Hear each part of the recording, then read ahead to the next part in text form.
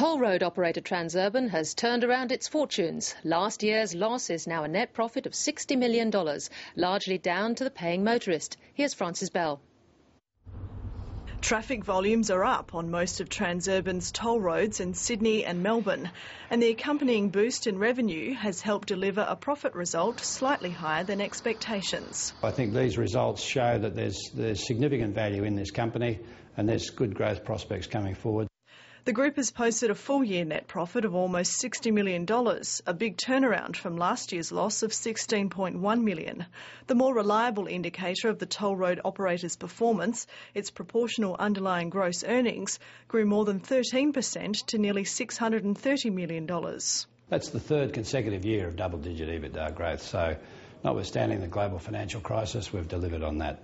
Transurban has continued its cost-cutting drive. It's found more than $45 million in savings so far, more than double the amount targeted in 2008.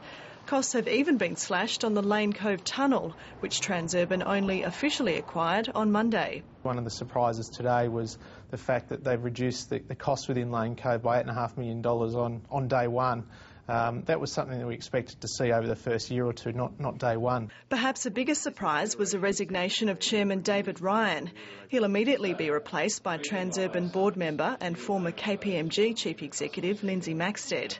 Chris Lynch says he was only told of the decision earlier this week, but rejected suggestions it had anything to do with the board's opposition to a takeover proposal by Canadian pension funds earlier this year, or perceptions surrounding David Ryan's chairmanship of the failed company ABC Learning. I can only comment on what I've observed at Transurban. I've enjoyed very good support from David in his role as chairman, as I have from the entire board, and I'm looking forward now to working with Lindsay Maxted as chairman. There's no doubt that people did have some concerns in relation to his other board memberships, and I'm sure that's what did spill over a little bit into their views with him on Transurban. But look, as I said, from a Transurban perspective, he'd actually done a pretty good job.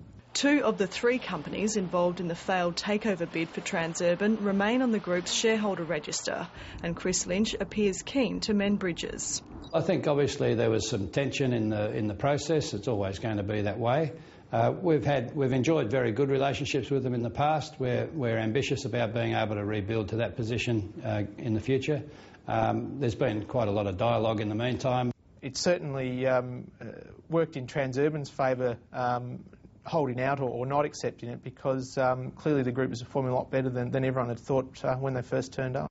Chris Lynch says Transurban has no immediate plans for further acquisitions, but is likely to be interested in toll road opportunities which are expected to emerge soon in Queensland.